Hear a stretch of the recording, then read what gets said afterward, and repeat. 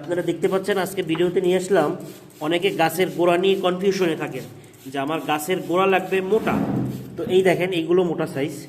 এবার অনেক সময় গাছের গোড়ার অংশ আমরা এই সাইজগুলো দিয়ে থাকি।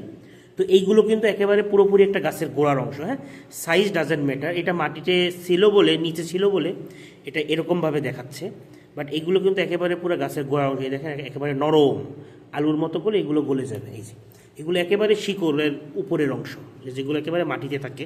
যার জন্য দেখেন এটা একটু কম্পেয়ার করেন, এটা দেখতে কীরকম আর এটা দেখতে কীরকম। হ্যাঁ, তো এইটা কিন্তু একেবারে গাছের গোড়ার অংশ, এগুলো একদম নরম হবে, একদম গলে যাবে, আর এটা আঁশ বেশি। তো এই দুইটার মধ্যে কম্পেয়ার করলেই বুঝতে পারবেন যে আসলে কোনটা গাছের গোড়ার অংশ আর কোনটা গাছের মাঝারি চুইঝাল, যেটাকে আমরা গাছ চুইঝাল বলি।